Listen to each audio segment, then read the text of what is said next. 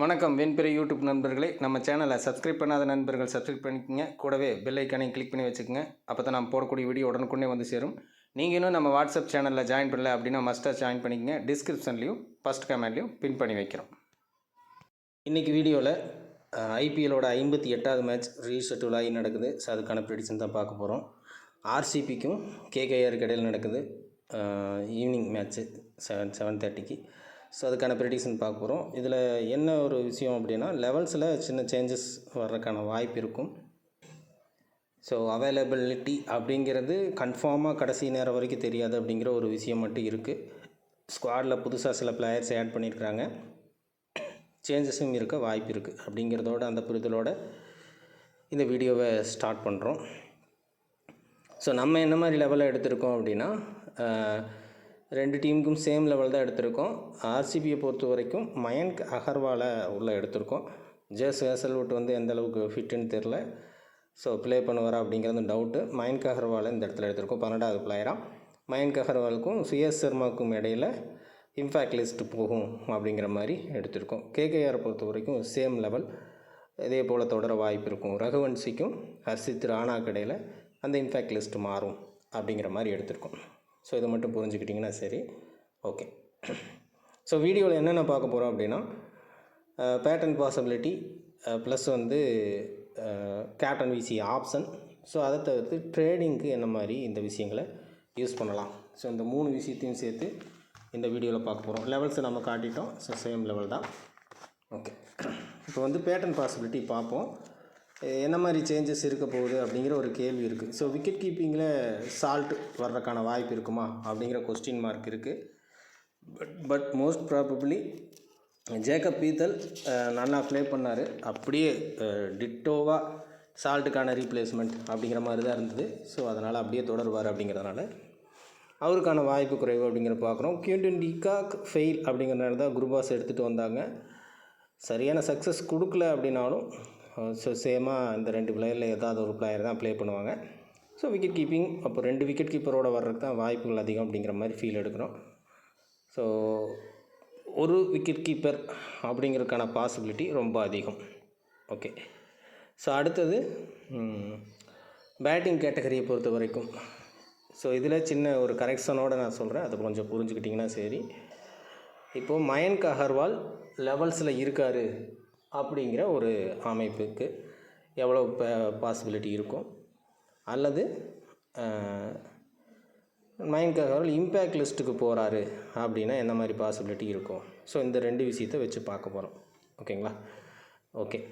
So மினிமமாக வந்து ஒரு 4 பேட்டர் வரைக்கும் இந்த மேட்ச் பாசிபிலிட்டி இருக்கும் அப்படிங்கிற மாதிரி இதே லெவல் தொடரும்போது எடுத்திருக்கோம். ஓகேங்களா? ஸோ கேகேஆரில் மணிஷ் பாண்டே தான் விளையாட போகிறாரு அப்படிங்கிற மாதிரி எடுத்திருக்கோம். ஸோ 4 பேட்டர் வரைக்கும் இன்வால்வ் ஆக வாய்ப்பு இருக்குது. ஓகேங்களா?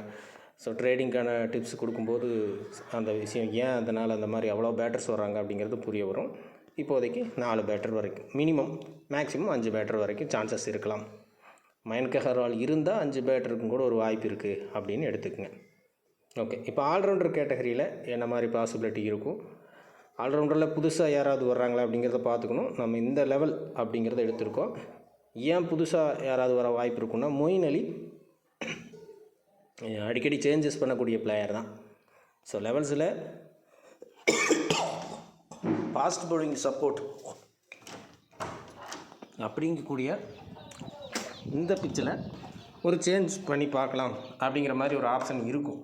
ஸோ அந்த ஒரு இடத்த எடுத்திருக்கோம். ஸோ அதுக்கு பொதுவாக வந்து ஆண்ட்ரிக் நோச்சே ப்ளே பண்ண வாய்ப்பு இருக்குது.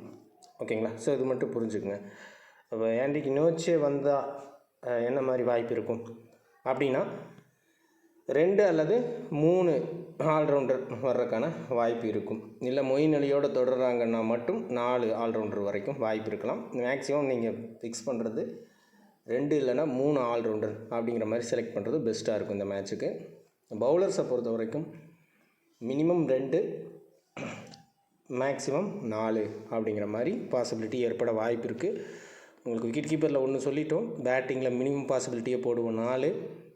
ஸோ அடுத்தது ஆல்ரவுண்டரில் 3 போட்டோம் அப்படின்னா, ஸோ இந்த இடத்துல 3 பவுலர், இது ஒரு பேட்டர்ன் பாசிபிலிட்டி.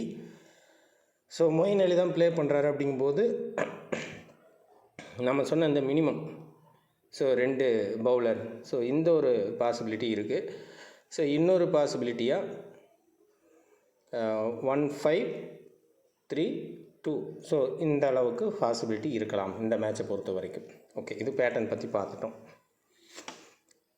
ஸோ அடுத்தது கேப்டன் பாசிபிலிட்டி பார்க்கலாம். ரெண்டாவதாக நம்ம சொன்ன மாதிரியே வரிசையை பார்த்துக்கலாம். லெவல்ஸ் இருக்கக்கூடிய சேஞ்சஸ் இதெல்லாமே கொஞ்சம் கன்சிடரபிள் பண்ணணும். ஸோ அதை கொஞ்சம் கன்சிடரபிள் பண்ணிக்கோங்க. பேட்டிங் கேட்டகரிக்கும் கொஞ்சம் வாய்ப்பு இருக்குது இந்த மேட்ச்சு, ஸோ அதுவும் பார்த்துக்கலாம். ஓகே, கேப்டன் பாசிபிலிட்டி பொறுத்த வரைக்கும் இப்போதைக்கு இருக்கிற கண்டிஷனுக்கு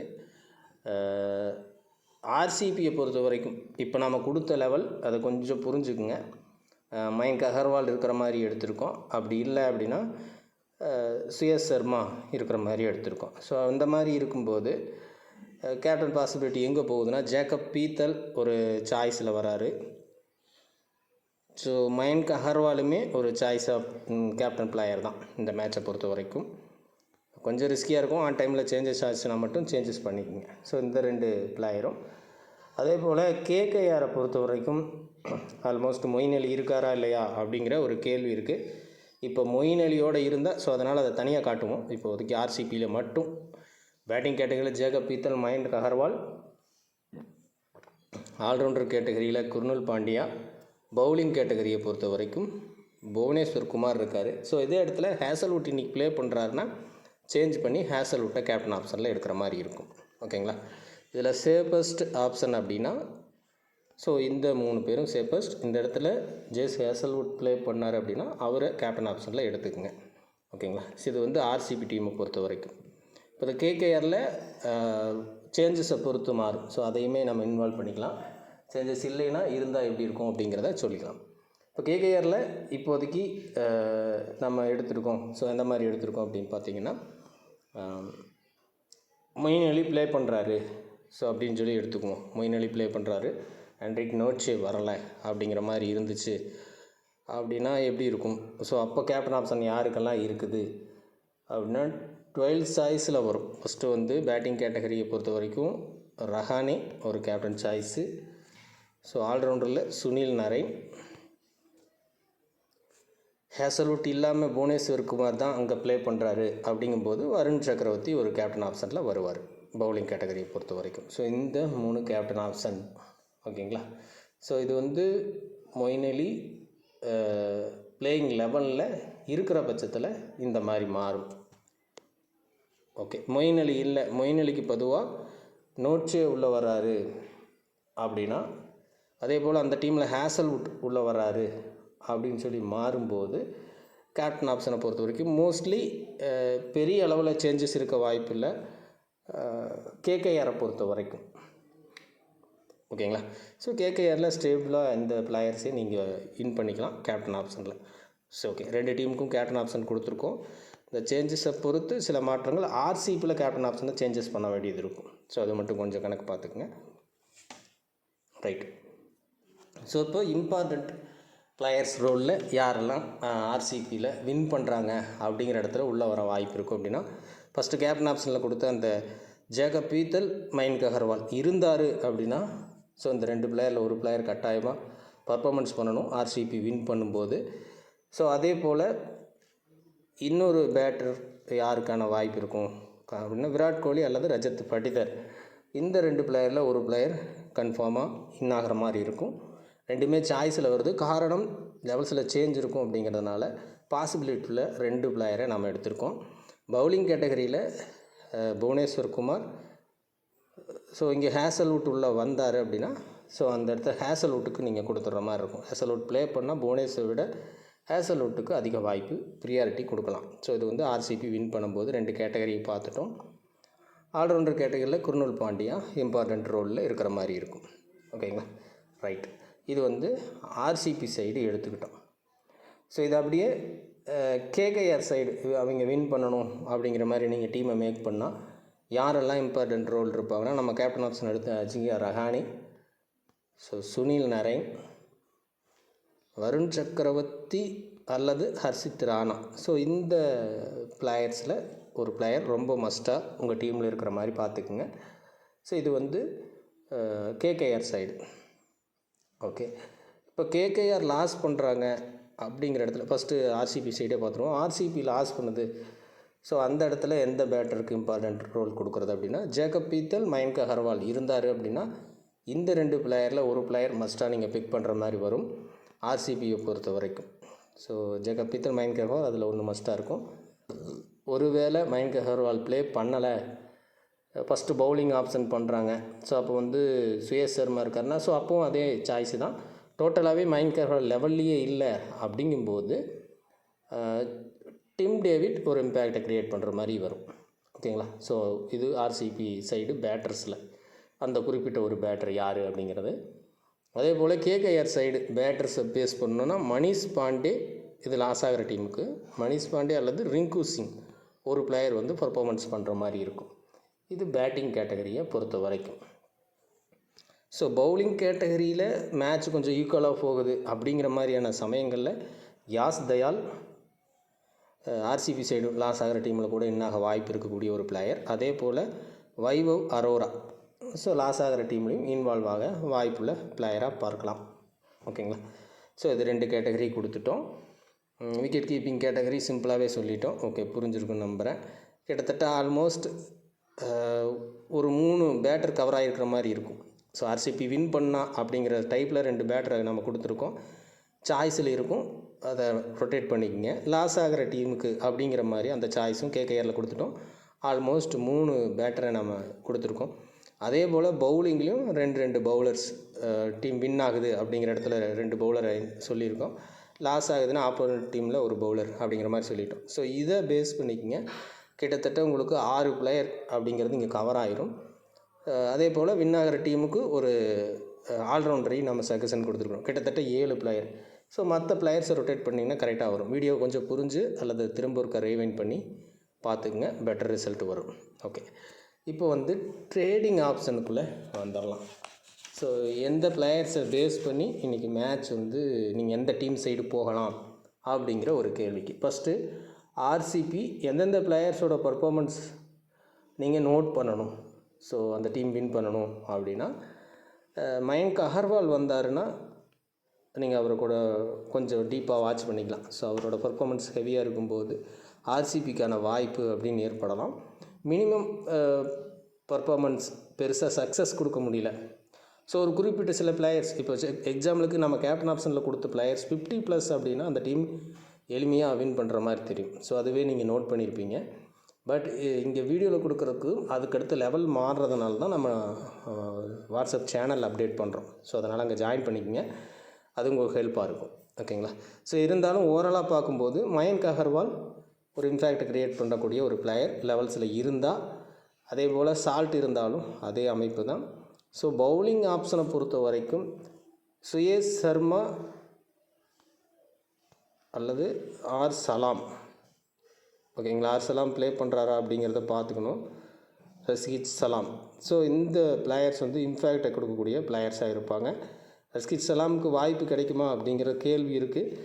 லெவல்ஸ்லேயே இல்லாத சில பிளேயர்ஸ் ஆர்சிபியில் ஒரு இம்பார்ட்டண்ட் பிளேயர்ஸாக இருக்கிறாங்க. ஓகேங்களா?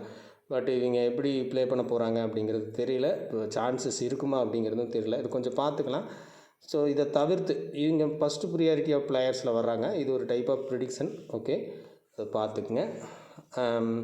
இதை தாண்டி சேசிங் அப்படின்னு வரும்போது டிம் டேவிட் கடைசியாக இருக்கார், ப்ளே பண்ணிகிட்ருக்காரு அப்படின்னா ஒரு வாய்ப்பு இருக்குது ஆர்சிபி வின் பண்ணுறதுக்கு. ஒரு இக்கட்டான சூழல் இருந்தால் கூட வின் பண்ணி கொடுக்குறதுக்கான ஒரு கெப்பாசிட்டி டிம் டேவிட்டுக்கும் சித்தேஷ் சர்மாவுக்கும் இந்த அமைப்பு இருக்குது. ஓகேங்களா? ஸோ இவங்கெல்லாம் இப்போ கிட்டத்தட்ட அந்த இல்லாத பிளேயர் இருந்தால் கூட சேசிங் ஆப்ஷனில் வரும்போது இந்த பிளேயர்ஸோட பர்ஃபார்மன்ஸை கொஞ்சம் நோட் பண்ணிக்கலாம். இது வந்து ஆர்சிபி சைடு. இப்போ கேகேஆர் சைடு நிறைய ஆப்ஷன்ஸ் இருக்குது, அதை கொஞ்சம் நோட் பண்ணிக்கலாம். ஸோ எப்படி பார்த்தோம்னா first Gurbaz. So Rovman Powell playing 11 எடுக்காத ஒரு பிளேயர் தான். ஸோ இருந்தாலும் ஒரு வாய்ப்பு இருக்குது. இங்கே வந்து ஹர்ஷித் ராணா. ஓகேங்களா? ஸோ இது சில பிளேயர்ஸை நம்ம ரிமூவ் பண்ணிக்கலாம். ஸோ எல்லா பிளேயர்ஸும் தேவையில்லை, நான் அதை சொல்கிறேன். ரோமன் பவலை நம்ம எடுத்துருவோம். ஸோ இந்த 2 பிளேயர் வந்து கொஞ்சம் இம்பார்ட்டண்ட் ரோலில் இருக்கக்கூடிய பிளேயர்ஸ் கேகேஆரை பொறுத்த வரைக்கும். ஸோ பேட்டிங் பேஸில் so example first bowling option KKR பண்ணுறாங்க அப்படிங்கும்போது ஹர்ஷித் ராணா எந்த அளவுக்கு விக்கெட் டேக்கிங்கில் இருக்கார் அப்படிங்கிறத நோட் பண்ணிங்கன்னா கேகேஆருக்கான வாய்ப்பு இருக்கா அப்படிங்கிறத நீங்கள் கொஞ்சம் ப்ரிடிக்ட் பண்ண முடியும். நிறைய விக்கெட்ஸ் 2-3 விக்கெட்ஸ் ஹர்ஷித் ராணா கிட்டேருந்து வரும்போது கேகேஆருக்கான வாய்ப்பு ரொம்ப அதிகமாக இருக்கும். ஸோ அதுக்கப்புறம் நீங்கள் மயங்க் அகர்வால் மேபி லெவலில் இருந்தால் அவரை நோட் பண்ணணும். ப்ளஸ் வந்து Tim David, Siddhesh Sharma, so இவங்கள வந்து நோட் பண்ணிக்கலாம். ஸோ எப்படி பர்ஃபார்மன்ஸ் பண்ணுறாங்க அப்படிங்கிற மாதிரி நோட் பண்ணிக்கலாம். அந்த இடங்களில் ஏடு வந்து சேஞ்ச் ஆகும் அப்படிங்கிறதையும் நோட்டீஸ் பண்ணிக்கோங்க. இவங்க 2 பேர் ஃபஸ்ட்டு ப்ரியாரிட்டியில் இருக்கக்கூடிய பிளேயர்ஸ். ஸோ இதுக்கு அடுத்து சுனில் நரேன் உங்களுக்கு ஆட்டோமேட்டிக்காகவே தெரிஞ்ச ஒரு பிளேயர் தான். ஸோ இங்கே ஜான்சன் இருக்கார், பட் சுனில் நரேனுக்கு பாசிபிலிட்டி கொஞ்சம் அதிகம் அப்படிங்கிற மாதிரி எடுத்துக்கலாம். ஓகேங்களா? ஸோ இதுக்கு அப்புறமா கன்ஃபார்மாக பிக் பண்ணிக்கணும் அப்படின்னு சொல்லக்கூடிய ஒரு சில பிளேயர்ஸை பார்த்துக்கலாம். இந்த வருண் சக்கரவர்த்தி, வைபவ் வரவரால் ஒரு பிளேயர் மஸ்ட்டாக இருப்பாங்க. ஸோ வின் ஆர் லாஸ் ஒரு பிளேயர் இன்வால்வ் ஆகிற மாதிரி இருக்கும். ஓகேங்களா? ஸோ இது மட்டும் கொஞ்சம் நோட்டீஸ் பண்ணி எடுத்துக்கங்க. சேட்டன் சக்காரியாவுக்கு வாய்ப்பு கொடுத்தா அவரையும் இந்த லிஸ்ட்டில் ஆட் பண்ணிக்கலாம். ஓகே, இது ட்ரேடிங்கான ப்ரிடிக்ஷன். இப்போதைக்கு 2 டீமும் ஃபைட் பண்ணக்கூடிய ஒரு மேட்சாக இந்த மேட்ச் இருக்க அதிகப்படியான வாய்ப்பு இருக்குது. வின்னர்ஸை ப்ரெடிக்ட் பண்ணுறது கொஞ்சம் கஷ்டமாக இருக்கும். இந்த மேட்ச் கொஞ்சம் க்ளோஸாக போகிற மாதிரியான வாய்ப்புகள் இருக்கும். ட்ரேடிங்க்கான பாசிபிலிட்டி இந்த மேட்ச் கொஞ்சம் அதிகம். ஓகே ஃப்ரெண்ட்ஸ், கொடுத்துருக்கிற தகவல்கள் ஓகே அப்படிங்கிற மாதிரி நினைக்கிறேன். மீண்டும் அடுத்த வீடியோவில் சந்திப்போம். நன்றி, வணக்கம்.